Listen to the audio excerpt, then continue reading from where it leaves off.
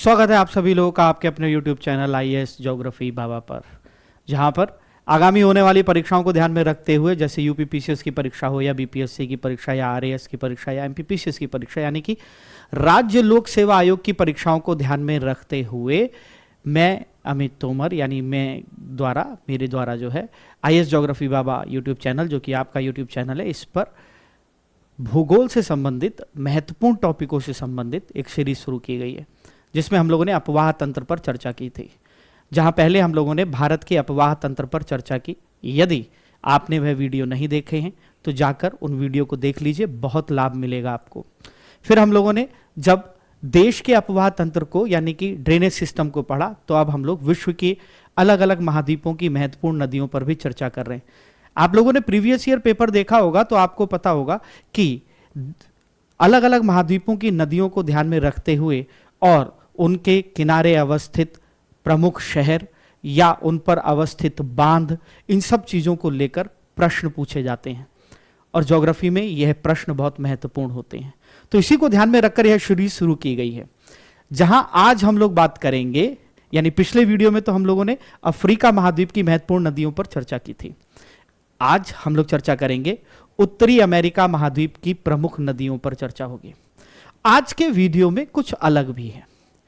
आज के वीडियो में अलग यह है कि जहां मैं पहले नदियों को अलग अलग, एक एक नदी को अलग अलग बनाकर आपको और फिर समझाता था, बोलता था कि कहां क्या है, आज मैंने उन नदियों को अलग से तो बनाया ही है, उससे संबंधित कुछ महत्वपूर्ण डाटा मैंने लिखा है और कुछ मैं ऐसे ही ओरल आपसे बोलूंगा। तो आप पूरा वीडियो देखिएगा, उसके बाद आईएएस ज्योग्राफी बाबा ऐप, जो कि डिस्क्रिप्शन बॉक्स में लिंक होगा, वहां जाके क्लिक करिएगा। वहां से इस वीडियो की फाइल पीडीएफ डाउनलोड कर लीजिएगा, जो आपके बहुत काम आने वाली है, निश्चित रूप से काम आने वाली है।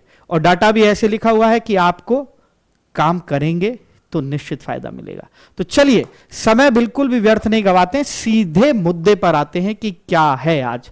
तो शुरुआत करते हैं, आइए शुरुआत करते हैं। अगर हम लोग देखें, उत्तरी अमेरिका महाद्वीप हमें कुछ इस तरीके से दिखाई देता है।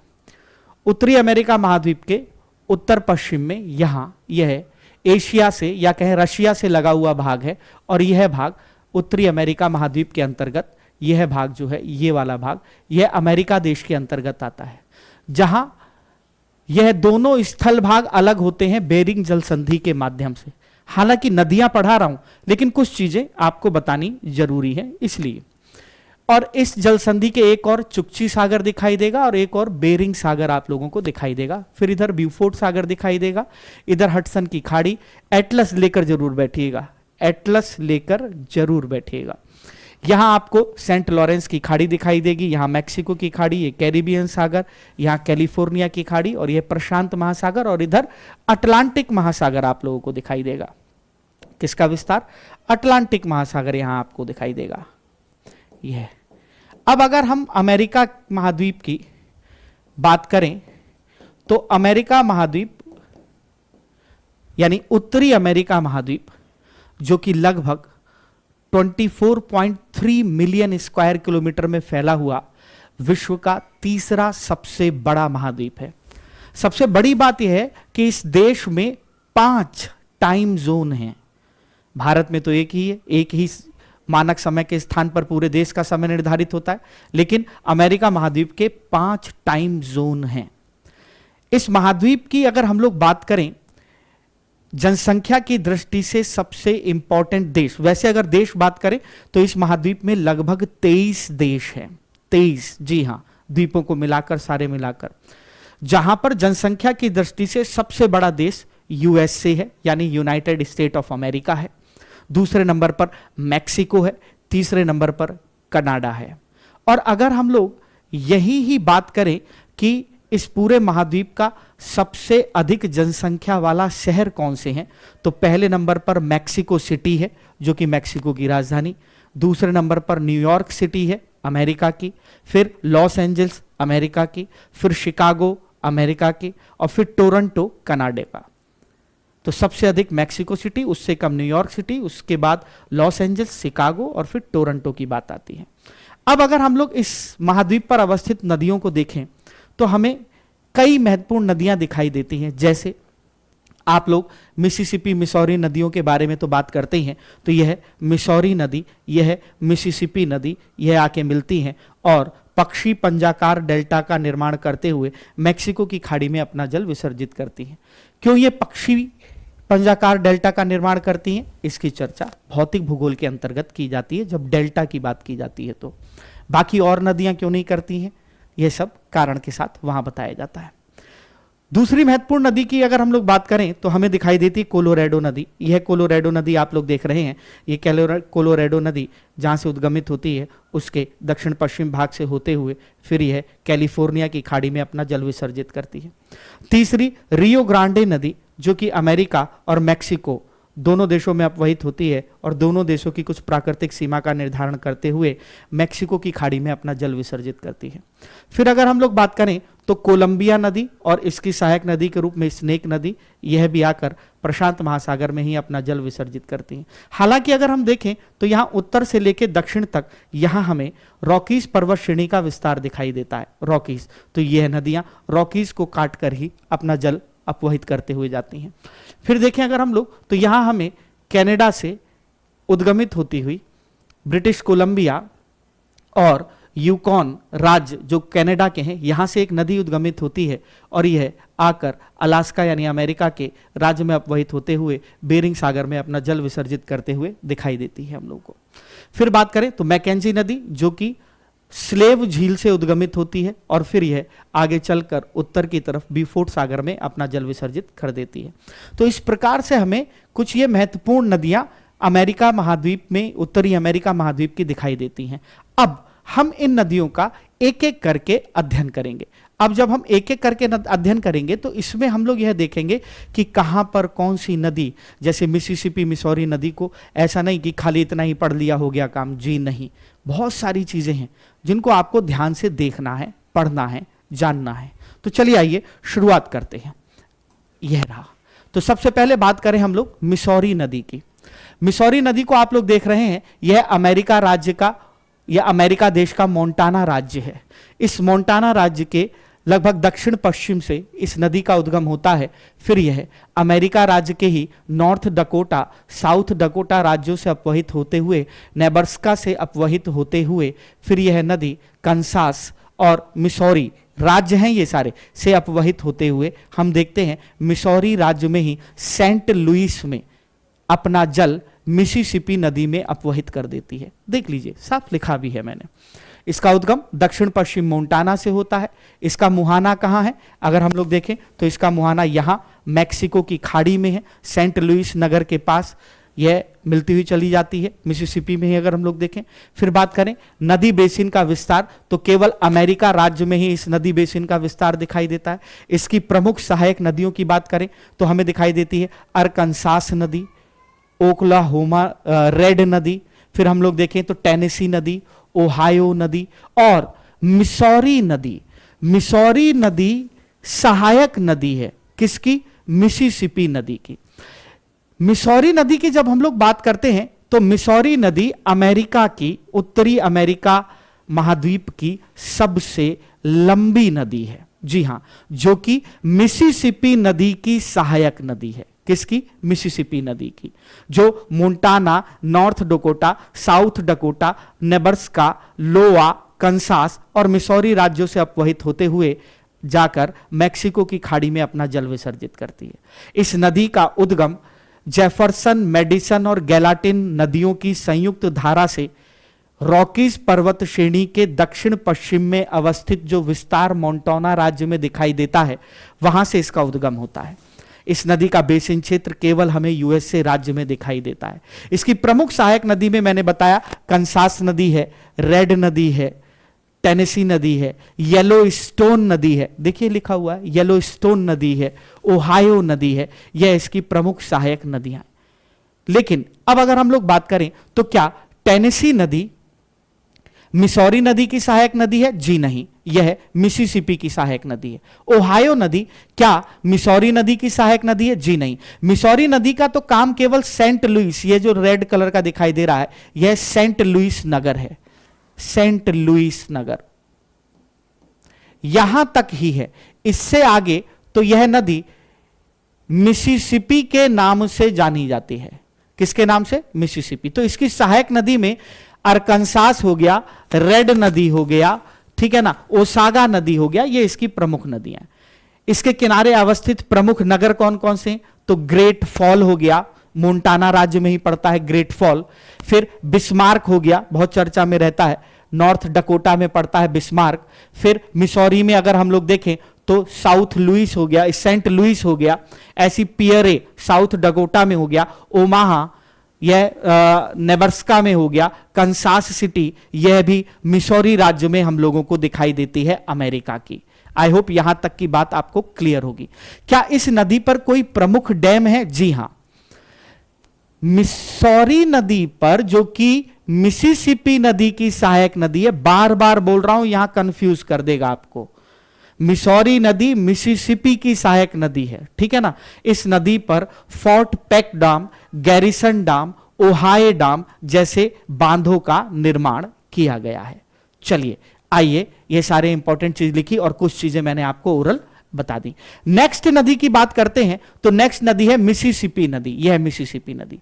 मिसिसिपी नदी का हमारा जो उद्गम है यह मिनीसोटा राज्य है। मिनीसोटा राज्य अमेरिका का राज्य है। इसी में ही एक झील है इटास्का। इटास्का के पास से इस नदी का उद्गम होता है। यह मिनीसोटा के बाद लोआ राज्य में अपवहित होती है, फिर मिसौरी और लोआ की सीमा पर कुछ देर तक अपवहित होती है, फिर उसके बाद इसमें मिसौरी नदी आकर सेंट लुइस में अपना जल विसर्जित कर देती है। उसके बाद यह आगे की तरफ दक्षिण की तरफ बढ़ती है और फिर यह आकर ओक्लाहामा हम लोग देख रहे हैं, और उसके बाद आकर यह न्यू ओरेलैंड के पास मैक्सिको की खाड़ी में अपना जल विसर्जित कर देती है। इस नदी बेसिन का विस्तार कितने देशों में है? केवल एक ही देश में, यूएसए में। इसकी सहायक नदी कौन सी है? तो इसकी सहायक नदी मिसौरी नदी हो गई। कौन सी नदी हो गई? ओहायो नदी हो गई, टेनेसी नदी हो गई, अरकानसास नदी हो गई, रेड नदी हो गई। यह इसकी प्रमुख सहायक नदियों के रूप में हम लोगों को दिखाई देती हैं। इस नदी पर प्रमुख नगर कौन कौन से अवस्थित हैं? अब बात आती है इंपॉर्टेंट सिटीज कौन सी हैं। तो यह क्वेश्चन कई बार पूछा गया है कि न्यू ओरेलैंड नगर, अमेरिका का न्यू ओरेलैंड नगर किस नदी के मुहाने पर अवस्थित है? तो मिसिसिपी नदी के मुहाने पर अवस्थित है। तो प्रमुख नगर के रूप में न्यू ओरेलैंड यहां पर हो गया, ठीक मैक्सिको की खाड़ी के तट पर अवस्थित, बहुत बड़े स्तर पर। यहां पर कोयला, पेट्रोलियम का भंडार पाया जाता है, जिसको खनिज के अंतर्गत हम लोग पढ़ते हैं वैश्विक स्तर पर।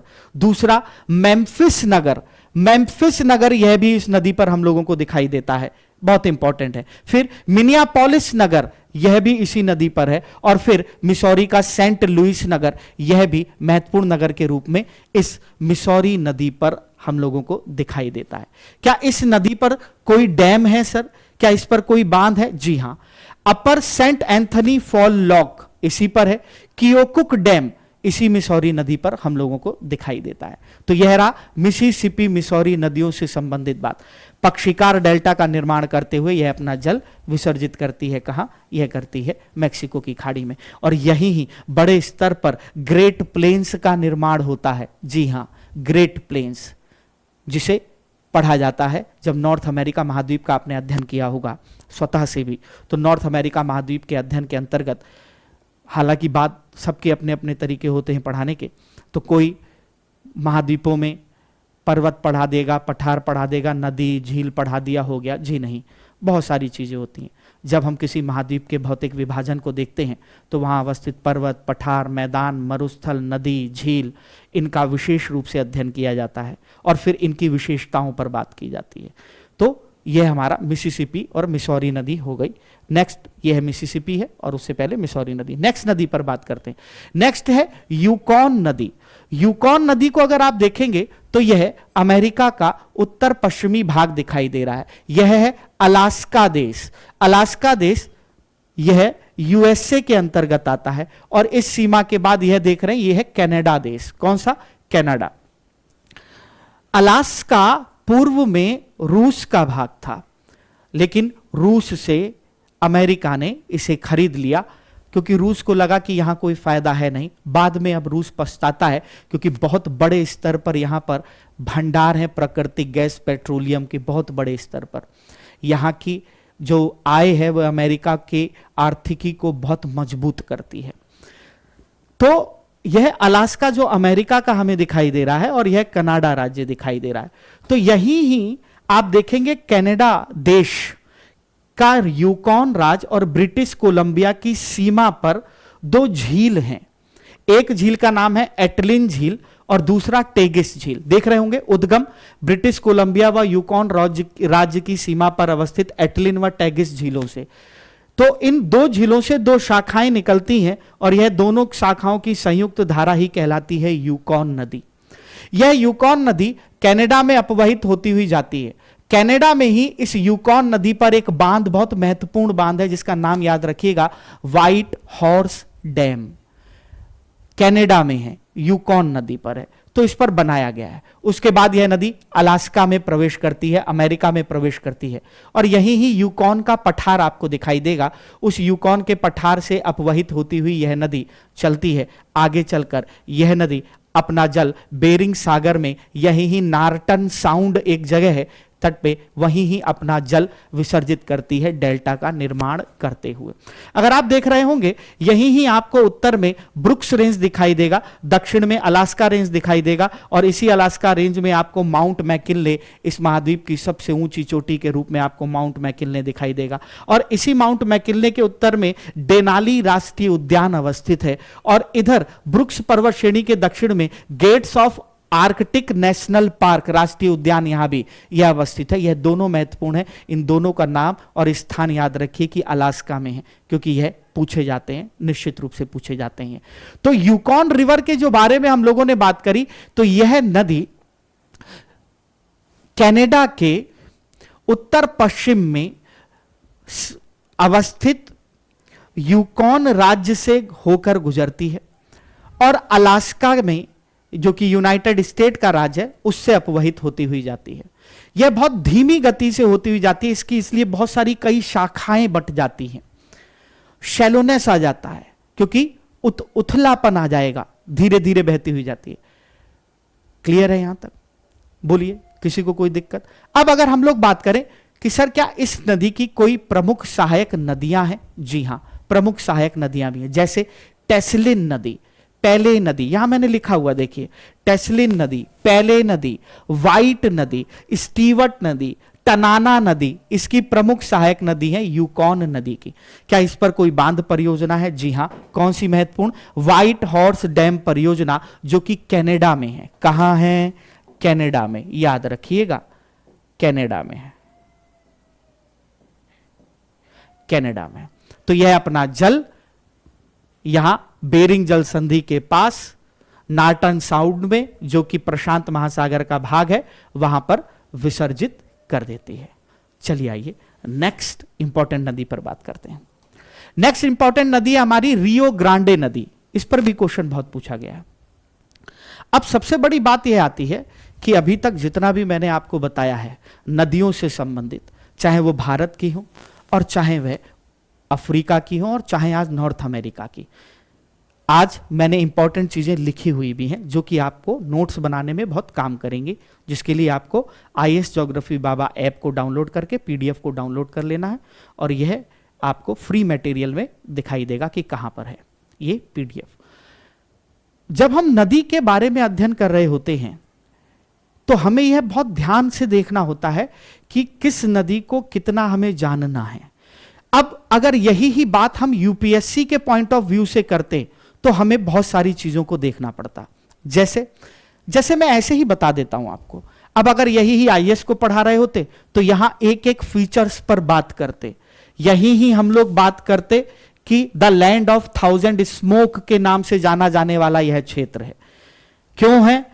तो फिर वहां बात करते, फिर हम बात करते कि करंट में यहां 2023 में एक रिपोर्ट आई है, यहां पर केकड़े पाए जाते थे, स्नो क्रैब्स, जिनका नाम स्नो क्रैब्स था।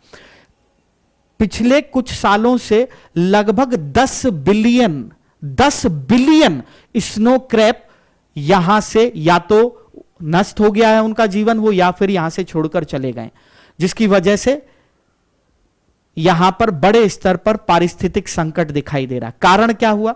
कारण हुआ बढ़ रहा ग्लोबल वार्मिंग के कारण बढ़ रहा तापमान। साथ ही साथ अरकानसास नदी भी यहां पर अपना जल जाती है, जो गर्म जल लेकर जाती है, इस क्षेत्र के तापमान को और बढ़ा देती है, जिसकी वजह से यह स्नो क्रैप जो एक जिस तापमान में रहने में सक्षम थे, जल का तापमान बढ़ने की वजह से 6 से 7 डिग्री सेंटीग्रेड तापमान बढ़ने की वजह से वो यहां से या तो मृत्यु को प्राप्त हो चुके हैं या फिर यहां से जा चुके हैं। क्लियर यहां तक? तो हम लोग बहुत बड़े, क्योंकि आईएएस है और आपके यूपी पीसीएस और स्टेट की परीक्षा में आपको फैक्ट्स और इंपॉर्टेंट फैक्ट्स विद कॉन्सेप्ट के साथ चीजों को ध्यान में रखना होता है, तो इसलिए जैसे मैंने आपको ये बताया। नेक्स्ट अगर हम लोग बात करें रियो ग्रांडे नदी की, तो रियो ग्रांडे नदी की जब हम बात करते हैं तो इस नदी का जो उद्गम है यह यूएसए के कोलोराडो राज्य से होता है। यूएसए के कोलोराडो राज्य, इस कोलोराडो राज्य के दक्षिण में एक पर्वत है सेन जुआन पर्वत, जहां से इस नदी का उद्गम होता है। उसके बाद यह नदी न्यू मैक्सिको अमेरिका के अपवहित होती हुई चलती है और फिर यह मैक्सिको में प्रवेश कर जाती है, और मैक्सिको में यह यूएसए और मैक्सिको की सीमा के सहारे बहती है। अर्थात कहा जाए कि यह नदी अमेरिका और मैक्सिको के मध्य प्राकृतिक सीमा का भी निर्धारण करती हुई हम लोगों को दिखाई देती है। जी हां, इस नदी को, रियो ग्रांडे नदी को, यहां स्थानीय नाम से या कहें एक और नाम से जाना जाता है, रियो ब्रावे डेल नॉर्टे। रियो ब्रावे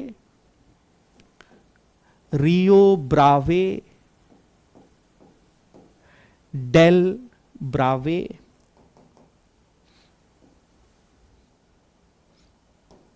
एक चीज को हम लोगों को देखना है यहां पर, ठीक है ना। डेल नॉर्टे इस नाम से भी जाना जाता है, डेल नॉर्टे रिवर, इस नाम से भी जाना जाता है रियो ग्रांडे नदी को। क्लियर है यहां तक? इस नदी के सहारे कुछ प्रमुख नगर हैं क्या? जी हां हैं, जैसे लास क्रुसेस, जैसे अल्बरकुर्क, अल पासो, टेक्सास, चिहुआहुआ। इंपॉर्टेंट देखिए, चिहुआहुआ मैंने लिखा हुआ है यहां। विश्व की सबसे बड़ी चांदी का भंडार अगर कहीं पाया जाता है तो मैक्सिको में ही अवस्थित, मैक्सिको के पठार पर अवस्थित नगर चिहुआहुआ से ही प्राप्त किया जाता है। तो चिहुआहुआ बहुत इंपॉर्टेंट नगर है। क्या इस नदी पर कोई बांध है? जी हां है। कौन कौन से बांध हैं? लेक टोरंटो है, फाल्कन रिजर्वायर है, एमिस्टार्ड बांध है, एल अकुजार या एल एजुकार बांध है, इसी पर ही दिखाई दे रहा है। जिसमें से दो इंपॉर्टेंट डैम मैंने दिखाए हैं आपको। यह अमेरिका और मैक्सिको की सीमा में, या कहें टेक्सास राज्य और मैक्सिको की सीमा में हमें फाल्कन बांध दिखाई देता है और एमिस्टेड बांध हम लोगों को दिखाई देता है। यहां मैंने इसको लिखा हुआ भी है। तो इसकी इंपॉर्टेंट चीजों को जानिए, समझिए। यहां पर अगर आप देखेंगे तो पूर्वी सिएरा माद्रे, पश्चिमी सिएरा माद्रे, बीच में देखेंगे तो मैक्सिको का पठार यहीं ही आपको दिखाई देगा। मैक्सिको सिटी राज्य यह भी आपको यहां पर दिखाई देगा। सारी चीजें आप लोग पढ़ेंगे तो समझ में आएगा। चलिए नेक्स्ट नदी पर आते हैं। नेक्स्ट नदी बहुत इंपॉर्टेंट नदी, क्योंकि इससे संबंधित बहुत सारी चीजें पूछी जाती हैं, जिसका नाम है कोलोराडो नदी। जी हां, कोलोराडो नदी की जब हम लोग बात करते हैं तो इसका उद्गम कहां से होता है? सबसे इंपॉर्टेंट बात आती है ये, कोलोराडो नदी का उद्गम होता है कोलोराडो राज्य में। यही ही आपको दिखाई देगा रॉकीज पर्वत श्रेणी का विस्तार, और वहीं ही रॉकीज पर्वत राष्ट्रीय उद्यान है, वहां से इस नदी का उद्गम होता है। फिर यह नदी उटाह, अमेरिका के उटाह प्रांत में अपवहित होती है। फिर अगर हम लोग देखें तो यह एरिजोना राज्य है, यहां पर अपवहित होती हुई हम लोगों को दिखाई देती है। उसके बाद यह कैलिफोर्निया राज्य के सहारे होते हुए कैलिफोर्निया की खाड़ी में, मैक्सिको में अपना जल विसर्जित कर देती है। यानी कि इसका उद्गम तो है, उसकी अगर हम लोग बात करें तो वह रॉकीज पर्वत राष्ट्रीय उद्यान कोलोराडो राज्य अमेरिका से होता है, और इसका मुहाना कैलिफोर्निया की खाड़ी में हम लोगों को दिखाई देता है। इस नदी बेसिन की अगर हम लोग बात करें तो यह नदी यूएसए और मैक्सिको देश में अपवहित होती हुई दिखाई देती है। क्या इसकी कोई सहायक नदी है? जी हां है। तो कौन कौन सी? पेकॉस नदी, डेविल्स नदी, चामा नदी, कॉन्चोस नदी, सलाडो नदी और सैन जुआन नदी। जी हां, सैन जुआन नदी। तो देखिए सैन जुआन मैंने बनाया हुआ है यहां पर। ग्रीन नदी भी इसकी सहायक नदी है, यह भी मैंने यहां पर आप लोगों को बनाते हुए दिखाया। सॉरी, सॉरी, अगर हम लोग बात करें तो यहां सैन जुआन नदी हम लोगों को दिखाई देती है। फिर अगर हम लोग बात करें तो हम लोगों को ग्रीन नदी भी इसकी सहायक नदी के रूप में हम लोगों को दिखाई देती है। अब बात आती है कि क्या इस नदी के सहारे कुछ प्रमुख नगर हैं सर? अगर कोई प्रमुख नगर है तो वह नगर बताएं कि कौन कौन से प्रमुख नगर हम लोगों को कोलोराडो नदी पर दिखाई देते हैं। तो कोलोराडो नदी पर इसकी सहायक नदियों को एक बार और देख लें। ग्रीन नदी यानी ग्रीन रिवर इसकी सहायक नदी है, सैन जुआन नदी इसकी सहायक नदी है, लिटिल कोलोराडो नदी इधर से आएगी और इसमें अपवहित होगी इधर से, फिर वर्जीनिया या वर्जिन नदी भी इसकी सहायक नदी के रूप में दिखाई देती है। इस नदी के सहारे कई प्रमुख नगर हैं। डेनवर नगर इस नदी के किनारे है, लॉस वेगस नदी इस नदी के नगर इसके किनारे है, लॉस एंजल्स नगर इस नदी के किनारे है, सैन डियागो नगर भी इस नदी के किनारे है, इधर फिनिक्स नगर दिखाई देगा, वो भी इसी नदी के किनारे आप लोगों को दिखाई देगा। साथ ही साथ कोलोराडो नदी क्यों इतनी इंपॉर्टेंट है? कोलोराडो नदी विश्व के सबसे बड़े कैनियन का निर्माण करती हुई दिखाई देती है, जिसे ग्रैंड कैनियन के नाम से जाना जाता है, वो कोलोराडो नदी के ही अंतर्गत। अब बात आती है इस नदी पर अवस्थित बांध की, जिससे क्वेश्चन पूछा जाता है बहुत ज्यादा। आईएएस में भी क्वेश्चन पूछा गया है, इन दोनों पर पूछा गया है। एक क्वेश्चन पूछा गया कि हूबर बांध किस नदी पर अवस्थित है? तो हूबर बांध कोलोराडो नदी पर ही अवस्थित है, और जहां हूबर बांध बनाया गया है यह एरिजोना राज्य में पड़ रहा है, सॉरी नेवाडा राज्य में पड़ रहा है। हूबर डैम को बनाने के लिए एक जलाशय का निर्माण किया गया, और यानी कि एक झील का निर्माण किया गया जिसका नाम है मीड, लेक मीड। यह क्वेश्चन बहुत पूछा जाता है, लेक मीड किस नदी पर अवस्थित है? मीड झील किस नदी पर अवस्थित है? कोलोराडो नदी पर। दूसरा अगर हम लोग बात करें तो उटाह प्रांत और एरिजोना की सीमा पर एक और बांध बनाया गया है इसी कोलोराडो नदी पर, जिसका नाम है ग्लेन कैनियन बांध। इस बांध को बनाने से पहले एक आर्टिफिशियल झील का निर्माण किया गया है जिसका नाम है पावेल झील। जी हां, पावेल झील। तो पावेल झील और मीड झील दोनों इंपॉर्टेंट हैं। पावेल झील पर जो बांध बनाया गया है वो ग्लेन कैनियन बांध है। मीड झील पर जो बांध बनाया गया है वह है हूबर बांध, और यह मैच कराने के लिए आपके पास आएगा यह क्वेश्चन। ग्रैंड कैनियन, जैसे कि मैं आप लोगों से बात कर रहा था, ग्रैंड कैनियन आपको एरिजोना राज्य के उत्तर पश्चिम में यहां दिखाई देगा। यहां ग्रैंड कैनियन उत्तर पश्चिम में यह दिखाई देता है, जो कि लाखों वर्षों से नदी के द्वारा वहां मौजूद चट्टानों को काटकर एक संकीर्ण घाटी के रूप में निर्माण किया गया है। और यह कैनियन कोलोराडो पठार के साथ संलग्न है, यानी पठार ये पूरा देखेंगे ना तो कोलोराडो पठार है। कोलोराडो पठार से ही अपवहित हो रही है, तो उसको काट काट के गहरा गार्ज बना दिया है। लगभग 400 किलोमीटर लंबा यह गार्ज है, 29 किलोमीटर चौड़ा है।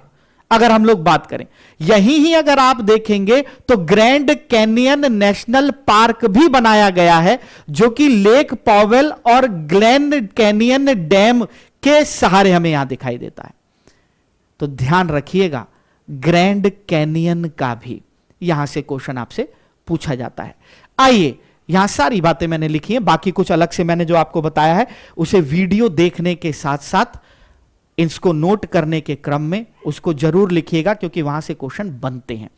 नेक्स्ट आते हैं हम लोग, यह नदी है हमारी सेंट लॉरेंस नदी। जी हां, सेंट लॉरेंस नदी।